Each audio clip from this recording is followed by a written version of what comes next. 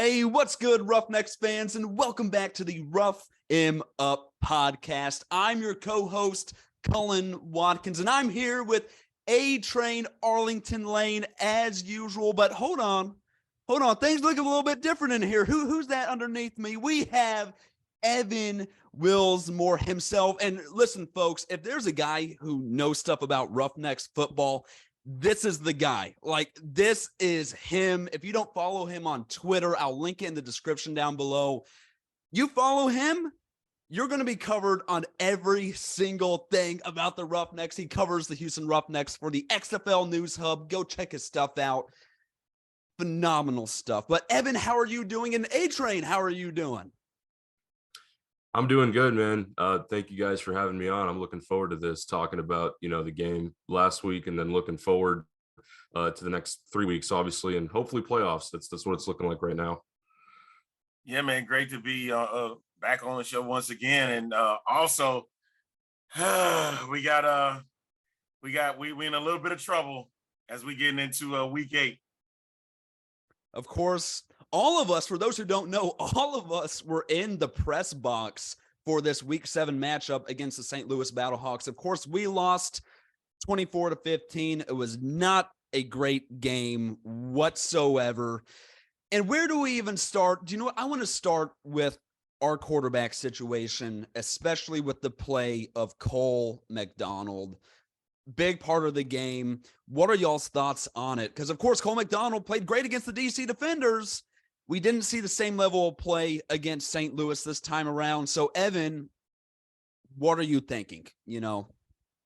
Yeah, well, first of all, it was definitely a bit of a disappointing performance. And, you could definitely see that from Cole in the press conference. He was not pleased with the way that he played. And it was definitely not resemblant of the week before when they played DC. But do I think that is an accurate representation of who Cole McDonald is? No, and I hope he doesn't think that either. This was his first pro start. There was a lot of pressure, I think. It was an afternoon game, kind of hot. There were a couple factors there, and we always kind of talk about that. But no, I think I just don't think that was an accurate representation of who he was. And I think, there were a couple other things too. A lot of times in these situations, we talk about, where is the blame put more on? Is it the play calling or the player himself? In this case, it's kind of hard to tell. I lean more towards Cole because he had a lot of missed throws. He was still good as a runner, still efficient as he's been the entire season. But, I think a lot of it falls more on his shoulders than AJ's. And I mean, there could have, again, it could have been better on both sides, I think. But, again, this is not the end of Cole McDonald, I think. And even if Silvers does start for the rest of the season, or even if Cole starts next week, there's still some questions there about that. I think either way, it'll get better. And that's not, that's not something to, what are the words I'm looking for? It's not something to sort of, don't expect Cole to play like that for the rest of the season, even if he doesn't start again. But I think he might. So. Yeah, I would feel the same way about it because I know I've seen it. It just seemed like he was very errant with his throws. And I'm like, he threw 32 times. And I was looking for him to kind of be in the playmaker that he was against DC, where he was able to utilize his legs at time. And I remember hearing in the press box, I don't know if you guys remember it, but I think it was Patrick Claybon from ESPN Radio. He mentioned something about the XFL rules and what it was like. Said it's a mixture of organized football and street football. And I kind of was looking for Cole McDonald to have a little bit of street football when he was out there on the field, so he could be more of a playmaker than be just straight quarterback. And, it showcased, at 32 attempts, 15 completions, and only 106 yards.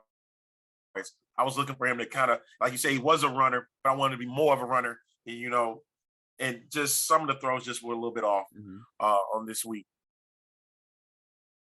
And speaking of the running game, I know, Evan, in the press box, we were talking about this for what seems like the first time, I believe, this season, we finished with more rushing yards than we did passing yards. Of course, everyone who ran the ball for us in the game averaged over 5 rushing yards per attempt. That was really good. So I'm curious for both of y'all, Could we have turned to the running game a little bit more instead of relying, 32 times on Cole McDonald to complete a pass? I'm curious. I think. Go ahead, Evan. All right. Yeah, I think, we talked about this too. I know, some of those throws that Cole McDonald was making, they were a bit forceful. They were sort of throws that, would suggest that he was, trying to get that big play, trying to get something on tape or film. Is that accurate? I don't know. I didn't ask Cole that question. I thought about it, but, I just brought that up because we've seen other quarterbacks on other teams, do that at other points in the season. Ben DiNucci, Kyle Sloter, who's now gone from Arlington. There's a couple others too. But on your point, I think, yes, I think the running back room has been not undervalued this season, because I think everyone has gotten, a good share of carries. Bryson is getting in there a bit more. Obviously, Max is, I guess, the top dog, if you want to put it that way. But yeah, I mean, that was a great showcase of what the running back room is capable of doing. And, obviously with this offense that we run, the Mike Leach offense, you're always going to want to throw the ball first. But that game gave me at least a lot of confidence, hey, if we can't throw the ball, successfully in a certain game, and obviously some of it's going to depend on the opponent and the defense too. But, if we can't throw the ball, we at least have 3 running backs who demonstrated that they could, do the work on the ground efficiently. And we have a running quarterback option too. So again, even if we do go back to Silvers, which I alluded to earlier, you can still bring in Cole on those package plays. And I think that's where he thrives the most. He was asked to do a lot in that game on Sunday. And, again, he threw 32 times, completed less than half of his passes. I think it was just a bit much for him, because when he came in against DC, that was only for like a quarter and a half. He didn't have to do as much. And it was just kind of at that point in the game, I think that was more of his opportunity. He didn't feel the same kind of pressure. And again, talked about that earlier, so I won't talk about it much again. But again, going back to the main point, yes, I do think that running the ball more wouldn't hurt. And one of the things that stood out to me was, Max Borghi, I think, is still, I'd have to double check after we get off the show, but I think he's still, tied or second place, in the league in rushing touchdowns. And, I think he's like 10th in yards or something. So it would be nice in these last 3 games and then going into the playoffs, to see him kind of, elevate the stat sheet a bit, is what I'm trying to say. Absolutely. I agree with that that statement, as a matter of fact, because having 139 yards rushing is a big plus for the Roughnecks at this rate. And having a trio, Max Borghi and John Lee and Bryson Aline is perfect, especially when a game like this, you got a big matchup coming up this week against, I believe it's San Antonio, and you have to. It's a Texas team, so they are going to get ready for this game as well, because it means a lot to them when it comes to the XFL South. And at this rate right now, it should be all hands on deck, everything, because it's all or nothing at this point. Because now, even though you still hold the South Division, a loss could be detrimental again to this team. You haven't won 4 straight to begin, and now you lost the last 3. And so maybe changing it up a little bit, maybe going rushing before you do passing, if you're going to utilize Cole McDonald as the quarterback at this rate. But if Silvers were to come back, then, of course, you go back to the original plan that you started from the beginning and did what worked to get to that 4-0 start. So it's all up to what happens with Silvers at this point. But if McDonald's the guy, maybe you switch it up a little bit. Mm-hmm. And, of course, Silvers did not even dress for the game this past week due to a tricep. Come on, man. At least wear Roughnecks gear when you're out there, man. Come on. Like, this is the team that you're representing. Like, it showed signs of Bo Callahan from draft day. Come on, man. Like, listen, I need you to represent the team. And he looked like he was so disoriented with the squad. Like, you on one side and you're supposed to be with your team. Like, come on, man. Like, we want you to be the guy here. And even though you're injured at this moment, but just look like that you with the team. That's just my thought. Mm-hmm. Which, that's a fair thought, and I think that's a big question running around with Roughnecks fans and, even probably the team right now. is Brandon Silvers the guy? And 0-3 against North Division teams. Again, the North Division's really good, but I can't help but worry going into these final 3 games of the season. You got San Antonio, Las Vegas, and then Arlington. And Arlington, you can tell they've been prepping. They've got Luis Perez now. But I'm curious now, against San Antonio, of course, they're not as good of a team by any means as St. Louis. Are we going to see Brandon Silvers start? I mean, you should do it if just only if he's healthy, if he's ready and healthy. Because I think that what we're looking at is the way that they use the attack with him and Cole McDonald. Utilizing Cole McDonald on run plays and then certain pass plays, right? That's how they were able to get those 4 wins, right? And then when he got hurt, like everything changed. Granted, like Evan said, it was only a quarter and a half where he was utilized, but it wasn't a lot of pressure for him. He was just going out there doing what he needed to do to keep the game alive for Houston as best as he could. But then when it got to playing against St. Louis, he had to solely be the guy. And I think in my mind, the moment was too big for him. He knows he can do it. It's just that I have to do it now. And it just was too big for him. And the way that it turned out just wasn't great for him. So I know he wants to try it again. He wants to try it again and say, I can run this offense. But if Silvers is ready to go, you got to go back to kind of like the 2 quarterback system here. Mm-hmm. That's what will help them win. Yeah, I definitely agree with that. I think with Brandon, I definitely think Brandon should be the starter. I know he struggled against DC and he struggled against Seattle. But Brandon turned down, offers to play like in the USFL and the CFL so he could be with AJ in this league. That was a big deal for him playing in this system. And I think what Sunday showed the most was that, at least my perception coming into the season was that Silvers and McDonald would be able to play in that system and start in that system. But now it seems that if you're going to have Cole as the starter, you need to make more adjustments, because I don't think the proper adjustments were made in that game for Cole to succeed. Now, again, like I said before, some of the throws like that falls on Cole's shoulders. That's not a system thing. That's just, making mistakes purely. And again, pressure, we talked about all that. But I think, the bottom line here is Brandon Silvers starting and Cole McDonald coming in on package plays has worked very well for this team, because, Brandon is kind of like the guy. He's AJ's guy. He wants to play in that system. He's done very well in it, played well in it with AJ back in the spring league, which has been 2 years now. And I think that like he showed it in those first 4 games. Again, I mean, you can argue, it's against lesser opponents, but even then, I mean, he was, one of the top quarterbacks in the league during that stretch, and I still believe he can be. But at the same time, that doesn't mean let's shut down Cole McDonald because he had one bad performance. As a matter of fact, I would still want to see Cole McDonald throw the ball more. Again, prior to the DC game, he had really just run. He threw a couple passes, in those blowout games at the end, but those weren't really anything big. I would still like to see him throw, but, clearly throwing 32 times a game without any, proper adjustment to fit his skill set didn't work. It was not successful. That was the worst day we've had as a team throwing the ball all season. And when our sort of motto is kind of like throwing the ball, airing it out, when that doesn't work, and I mean, the defense is a bit of a separate thing. I can get into that later.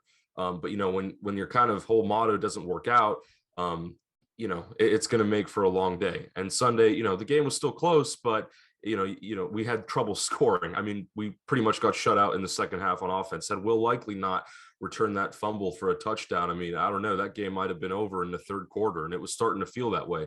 So, yeah, bottom line is, these next 3 weeks, I do think we can win out. That's the thing. And especially against San Antonio, they're, I guess, I mean, all the South teams are kind of on a slide at the minute. But I think San Antonio is in probably the worst position, just with, like Arlington got Luis Perez. That's a bonus for them. And they just signed Kelly Bryant yesterday. Who knows if he'll play this season? And then you look at Orlando. Yeah, they're 1-6. Their chances of making the playoffs are very slim. It's still possible, but very slim. They just beat DC, so they have a bit of momentum. But San Antonio, just lost Benkert. It's not looking good for them. They're kind of just in not panic mode, but they're just kind of riding things out at this point. And you can tell it's been an unfortunate run there for Hines Ward and company. But I do think we can win out this season. I do think there could be, those games against Vegas and Arlington will be interesting because, Arlington now has Luis Perez, and who knows how far he'll have come by week 10. And in that week 9 game back at home against Vegas, I mean, can't really rule them out either because Jalen McClendon looked really good against San Antonio on Saturday. So interesting things to come, but I do think that this week 8 game is like the get right game, and I've said that a couple of times, trying to have that get right game. But I do think this is a good opportunity for the team to kind of get back in their groove, especially if Silvers is healthy. Mm-hmm. One thing to add real quick was with Cole McDonald is he needs to not do the throw across the field type of throws. That hurt a lot, especially when you had a chance at the beginning of the game where you get the turnover and you're heading back down the field. And granted, there was nobody, it seemed like nobody was open at that moment, but that throw across the field that wound up getting an interception by Brandon Sebastian, that really hurt momentum for the Roughnecks at that moment. So I think this week, if he does start, he'll be a little bit smarter with the throws. And there were a lot of throws, like you said, Evan, just didn't seem right. That's on Cole. And this time, I think he'll be smarter going into the next game. Because like was said, San Antonio's a bit of a mess right now. Yeah. You have 3 guys that are down at quarterback, and then you have a guy who's not quite there yet, but he's the only healthy quarterback that they have, Juwan Pass. And he's struggling because he's trying to learn a pro play, and it seemed like he's trying to learn a pro playbook. I'm not saying he hasn't learned it. It's just that it just seems like it when he's out in the field, and he's really nervous. And so if Houston can really attack that, I think they have a better chance, especially on defense. We haven't mentioned them yet. On they will have a much better chance of winning and going to 5-3 going into week 9. Mm-hmm. And like even talking about the Cole McDonald throws, the big one that stands out to me, of course, was like that cross-field pass for the interception starting off the game. But Arlington, it was that one where you said he's throwing to a ghost, he just seemed to be throwing to someone on the sideline, and it just didn't look right for Cole McDonald. So I have a lot of faith for him, and honestly, Brandon Silvers too, going in to finish the rest of the season. And Evan, like you said, those first games, and we were on the 4-game win streak, Brandon Silvers looked like he did in the spring league. I've talked about him in the spring league ever since he was announced going to this team, and how much of a fan I was when he was with the Conquerors under A.J. Smith, because he looked so much better than he did in 2020 and 2019. But y'all were mentioning the defense, and I want to touch on that now. Battlehawks, A.J. McCarron, smart team, smart offense, but I don't even know what to think about this defense on this losing streak. Are we just playing bad, or are we getting exposed? What are y'all's thoughts on this defensive play so far in this losing streak and against this game against St. Louis?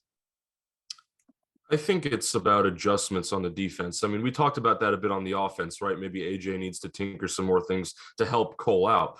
But on the defense, I think, it worked for the first couple of games. And I mean, especially against, you remember week 1 in Orlando when Trent Harris had 4 sacks. And it looked like it wasn't going to get any better. It was like, wow, like if this is the standard for the rest of the season, we might go undefeated again. But I think now teams are starting to realize, and again, especially these North teams who, are maybe more prepared for something like a Wade Phillips scheme. I think they're more, what am I looking for? I think they're more prepared to sort of see the holes and see the cracks in the system. And the past, especially DC and St. Louis, I think took advantage of that. The one thing I can bring up, the defense in that first quarter against St. Louis, they essentially got gashed. There's no other term for it. Unfortunately, that 13-play, 96-yard drive that took about 8 minutes off the clock. We kept talking about how that was just, again, a lot of that was A.J. McCarron just being smart with the football, finding the right guys. But, the defense, man, like we wouldn't have given up a drive like that earlier in the season. And that's the thing to me that stood out was, what adjustments do we need to make on the defensive side of the ball? Because, we have the talent on defense. I don't think that's, something to question. We obviously have talent on offense too, but we have some guys on defense. I mean, again, Trent Harris, Tim Ward, who's been out the past 2 games, a Genie Harris, who's been up and down, but has a lot of picks, Sean Davis at safety, NFL veteran. I mean, the list goes on and on, right? We have all those guys, but at this point, I think our defense isn't as maybe locked in as they were. And I don't want to bring up too much of the disciplinary issues that we saw against DC where, the team lost a bit of their composure. And Wade said in the press conference, when you're down in a game and you're going to lose, or, you have a good shot at losing, there's not a lot you can do. You're going to get frustrated, right? It's a natural feeling. I don't think we saw much of that against St. Louis. The team seemed more composed, and it seemed like they learned from that, those mistakes in DC the week before where, you're kind of on national TV. People are watching, right? Like you want to make sure you look good. And I put in my article last week, I said, it's regardless of what happens on a play, it's up to the player to maintain composure, even if it's not an ideal situation. So, there's definitely some cracks in the defense too. But they've still been playing really well. We still had a good amount of sacks. And I think what's nice about the defense, very similar to the offense, is that you have new players that emerge every week. And even maybe more so on the defense, especially against DC when we were down a couple guys. And again, Tim Ward, who's one of our top edge rushers, was out this past game again. So you had guys like Trevon Mason step up. I know CJ Brewer had that fumble recovery on Brian Hill. Again, John Dock has been great the whole season. He deserves a shout out. And, he's been amazing. Probably one of the more underrated players in the entire XFL, in my opinion. So there's a lot there too. But I think, again, these next 3 weeks, it's honestly a get right stretch, not just a get right game. And I do think our defense will take advantage of playing against a quarterback like Jawan Pass, who compared to AJ McCarron is like at the opposite end of the spectrum on experience. So, yeah. Yeah, exactly. And then I think that's what you have to embark on is you have a guy, like I said before, this is a guy now that's not quite there yet compared to a smart quarterback like AJ. Like you mentioned, Evan, the fact that 13-play, 96-yard drive, that just showcased it was just a smart way to handle an offense. And the defense just could not do anything about that. They couldn't rush the quarterback. Maybe I think it was the second half, they were able to get a couple of sacks back to back, and, nobody scored during that third quarter. And so there was a lot of pluses. It's just that it was the smarts of AJ McCarron during that game and how he was able to move down the field, move the ball. And you have to respect that. You can't sit back and be like that. How can we get to AJ? And we can't. The offensive line play, and also you have to take that into consideration, has been better as the season has progressed. And that's on both ends. But from a defensive standpoint, you're looking at, you mentioned guys like Gene Harris and things like that. It just didn't work in their favor. And offense can play to that when the offense is only out there doing 3 and outs and having short amounts of time on the field, that wears down the defense. And that's what the Battlehawks was able to pick apart in the last matchup.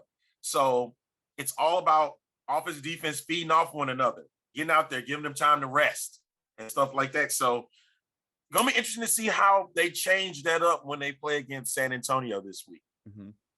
And as we sort of close this out now, I'm curious to know, what do y'all think the rest of the season is going to look like for the Roughnecks? Whether it be getting to the playoffs, winning the playoffs, what's going to look like? I'm curious what y'all think. I think the rest of the season will be interesting. And when I say interesting, I mean, I think we can win games, but it's how we win them that determines how we do in the playoffs. Because at this point, I think, with the way the rest of the South Division is trending, it's going to be hard for the Roughnecks to not be in the playoffs. At this point, I think, even though they've lost the past 3 games, since those were all the North Division opponents, we're still in a good spot to lock up the South Division and host a playoff game, regardless of that slide. But I think it's, again, we can win all 3 games down this stretch in the regular season. I don't have a doubt about that, but it's more about how we win them, because once we get to the playoffs, and especially if we make the championship and we're playing against one of those North teams, those North teams have been extremely challenging so far, and we're not quite done yet. We've still got Vegas, who again doesn't pose the same threat as Seattle or DC or St. Louis have, but you can't count anybody out. And I think it's the same thing in the championship. Even if we play, even if we play any one of DC or St. Louis or Seattle, it's hard to tell, which team that'll be, because there's still a lot going on in the North Division through those last 3 weeks. But regardless, if we end up playing one of those teams, we've lost all those teams so far, and it's gonna, we're gonna need to play a lot differently in those specific scenarios to get by and win a championship. Because what I'm trying to say here is I do think we can make the championship still. It's a very strange position to be in, where you lose 3 straight games in the middle of the season, yet you're still in an extremely good spot because you won all of your divisional games before that. But it's definitely been a tale, I think, of 2 teams almost, between when we had the 4-0 run at the beginning of the season, when we played all the South opponents, Orlando twice, and then Arlington and San Antonio, and then this 3-game stretch against the North, because the North has really emerged, since we started playing that stretch of games. Beforehand, it kind of looked like we were at the top of the XFL. There was nobody even in the North that was going to be able to compete with us. But clearly now, I think the biggest question is, can we beat the North teams? Because we're going to have to play one of them if we get to the championship. And, still got a lot of football to be played between now and then. But again, these next 3 weeks, even though we can win those games, it's how you win them and how you make the right adjustments to really make that statement again and get back to where we were for those first 4 weeks. Yeah, I really think that they can do well these last 3 games. But like Evan said, it's about beating the North. That's what's going to be the key here. And 0-3 against the top 3 teams in the North. That's a little alarming, because if you're going to get to the championship game, you got to face off against one of them. And you couldn't beat the one at home, and then of course you couldn't get the 2 on the road. So you got this last one. Vegas, I want to say it doesn't matter, but it matters for the simple fact that they need to win. Not because they're a North team, they just need the victory. They don't need it because it's a North team, because that's a North team they don't have to face when it gets time to potentially get into the championship game. You have to be better prepared. And again, I'm feeding off of Evan. Evan is saying the right things at this point, is that how you win these games. It's how you win it. Whether if you get a hard, gritty, single-digit win, or you get the blowout, double-digit, triple-digit win. That's going to be key. And it's all going to be how offense and defense both flow in each of those 3 games. If all 3 of them if they can match what they did those first 4 games in these last 3, yeah, they still can be a dominant team going in to the playoffs and potentially the championship game. But it's all about how you get it done. And whether it's Cole McDonald as the guy, whether it's Brandon Silvers as the guy, whether they do the 2 quarterback system, that is going to lead the charge for these next 3 games. And because the defense is going to have to play behind that. They got to play behind it, because they're feeding off of whether the offense can remain on the field for a lengthy period of time. That's what it's going to take, because you got to make sure you have enough rest for that defense, because they do excellent when they get enough rest. If not, it's just a struggle. Well, Sunday, April 9th, I know I'm going to be praying for a blowout Roughnecks win. These Sunday games, I'm doing a lot of praying, but I want a blowout win. I know I'm hungry for it as a fan. Hopefully, I know all of us in here, we want a blowout win. And I think, like all of y'all said, Evan, Arlington, great job this episode. You covered everything. I mean, this game against San Antonio is literally a perfect opportunity for this team to get back on track. Right? It's a easier opponent. You're not playing a North Division opponent anymore. Get your team together as you get into the playoffs. And I think it starts right here, right now. So, of course, for those watching at home, Sunday, April 9th, a Easter matchup in San Antonio. And we beat them 22-13 last time. So, hey, yes, take it as what you will. This time it has to be a convincing win against San Antonio. Can't be a 1-score game. It has to be convincing, because right now it's shaky and you want to put the Brahmas out of their misery. Put them out like now. You don't need to waste any time. You need to have at least a double-digit win against San Antonio because they're a mess. Make sure they remain a mess. If you make it close, that lets you know that you're still shaky and you won't be able to surpass anyone against the North. You got to make it convincing. And before we go, Evan, give us your socials. Where can we follow you? Yeah, I do most of my work on Twitter at Evan_Willsmore. You can find all my stuff there when I'm covering the games and a bunch of other stuff about the XFL in general. So again, appreciate you guys having me on. This was really fun. I wish I could talk for longer, but I enjoyed it. It was good. Hey, well, I know we'll have you back because like I said at the beginning of the episode, you are the guy. You are perfect for this show. So, folks, I'll put everyone's socials down in the description down below. Make sure you like and subscribe because things are getting good in the XFL. Folks, thank you so much for watching, and go Roughnecks, baby.